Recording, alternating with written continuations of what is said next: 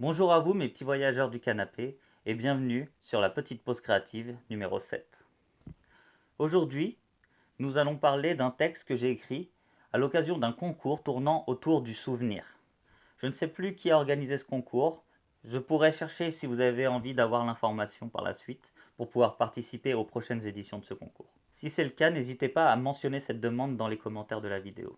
Je prends plaisir à écrire des textes baignant dans l'univers de la science-fiction. C'est pourquoi, pour ce concours, j'ai décidé d'écrire un texte s'appelant La boîte à souvenirs, baignant dans ce type d'univers.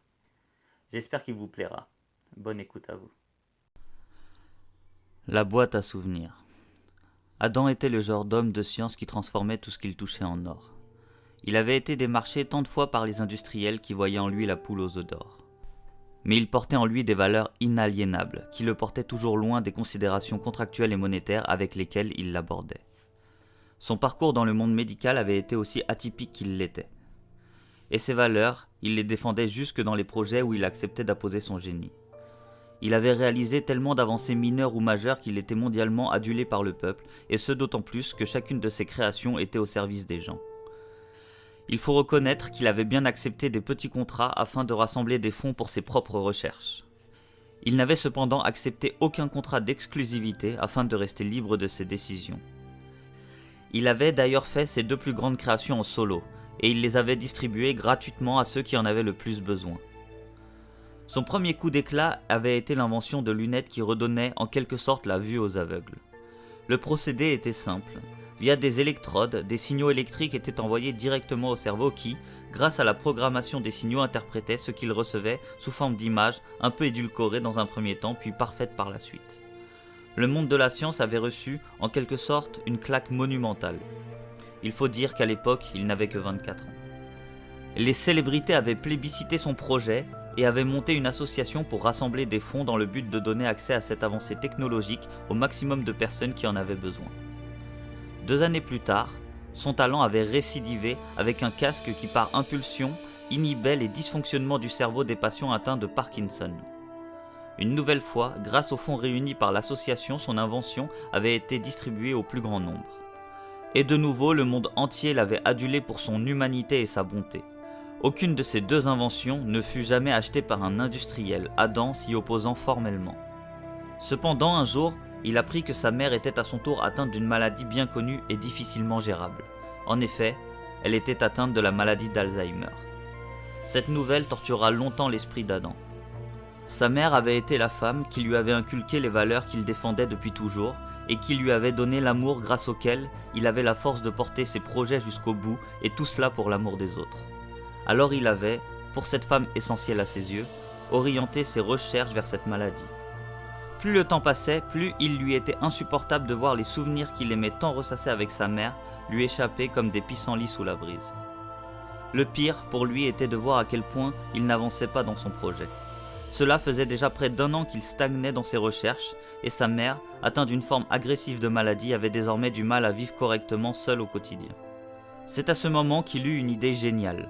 Plutôt que de tenter de fixer les souvenirs où ils devaient être, ce qu'il échoua à faire depuis tant de temps, il valait peut-être mieux découvrir où ceux-ci se rendaient.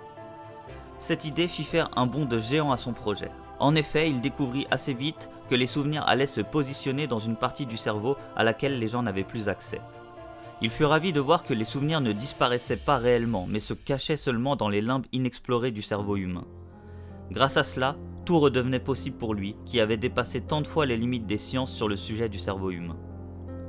Cependant, il se trouvait à court de fonds, et l'aspect trop personnel de ses recherches avait fait fuir une grande partie des bienfaiteurs qui l'avaient entouré jusqu'ici. C'est pour cela qu'un soir, après de longues heures de recherche infructueuses, il décida de vendre son âme au diable pour l'ange de sa vie, sa mère. Il contacta différents laboratoires de recherche parmi les plus grands industriels de la planète. Il passa de multiples entretiens et fit en sorte de sélectionner le laboratoire lui paraissant le moins centré sur l'aspect financier. Il intégra leurs équipes et il fit rapidement d'énormes progrès. Après seulement quelques semaines, à l'aide des moyens colossaux mis à sa disposition, il réussit à créer sa plus grande invention. Il la nomma la boîte à souvenirs. Il avait réussi par un procédé révolutionnaire à accéder aux souvenirs perdus et à les télécharger dans un disque dur. Il avait ensuite été simple pour lui d'adapter sa première invention pour diffuser les souvenirs à la place de ce que visualisaient les lunettes. Adam vécut le plus beau jour de sa vie lorsqu'il utilisa pour la première fois son invention sur sa mère. Il téléchargea les souvenirs perdus de sa mère qu'ils regardèrent ensuite ensemble à deux. Dès les premières secondes de diffusion, il vit le regard de sa mère s'illuminer comme il ne l'avait jamais vu, et des larmes de joie coulaient sur ses joues déjà trop ridées à son goût. Le hasard avait voulu que le premier souvenir passant était celui du jeu qu'ils avaient tant de fois partagé et qui avait si bien éveillé le jeune esprit d'Adam. C'est à ce moment que sa mère s'était tournée vers lui et lui avait dit ces mots qu'il n'oublierait jamais. « Adam, mon amour, tu es un homme incroyable et j'ai une chance folle de t'avoir donné la vie.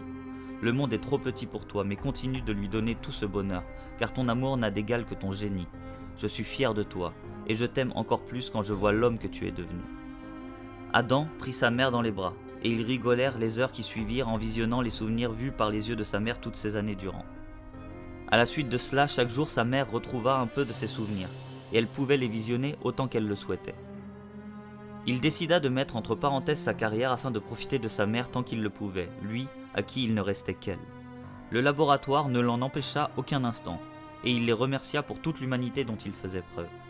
Malheureusement, ce qu'il ignorait, c'est que la direction du laboratoire avait changé, et qu'en plus de vendre cette invention à un prix exorbitant au plus offrant, le laboratoire décida de fournir cette technologie et les secrets de conception à l'armée de différents pays. L'armée utilisa rapidement cet appareillage pour remplacer les interrogatoires. De nombreuses découvertes furent réalisées de cette manière et chacune d'elles participa à envenimer les relations entre les États. Très vite, les menaces de guerre imminentes émanèrent des États les plus puissants et belliqueux de la planète. 3 ans après sa découverte, Adam vit sa mère mourir des suites de la maladie dont il n'avait pu soigner que les effets et non les causes. Cette même année vit la plus grande guerre mondiale jamais vue exploser, et vit, en plus de la mère d'Adam, des milliards de gens mourir.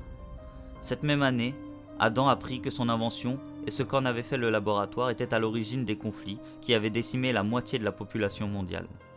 Cette découverte fut la dernière du grand chercheur qu'était Adam. En effet, sa culpabilité et la disparition de sa mère l'avaient fait plonger dans une dépression qui s'avéra sans retour. L'ironie voulut que cette même année vit le suicide d'Adam à la veille des accords de paix. Ce dernier ne vit jamais la planète se reconstruire et les estropiés de guerre profitaient de ses nombreuses inventions pour se reconstruire. Adam disparut sans jamais nourrir sa boîte à souvenirs. Le monde perdit à cause de sa cupidité le plus grand esprit jamais porté par la Terre, mais personne ne fut assez intelligent pour s'en rendre compte, et le nom d'Adam disparut avec son histoire dans un triste et éternel anonymat. J'espère que ce texte vous a plu. Comme à chaque fois, n'hésitez pas à échanger avec moi sur le texte dans les commentaires ou à me donner votre ressenti. Si le texte vous a plu, n'hésitez pas à liker la vidéo, à la partager à vos amis et à vous abonner pour accéder dès leur sortie aux prochaines vidéos. En attendant, n'hésitez pas à me suivre sur mes réseaux, que ce soit ma page Facebook ou mon Instagram.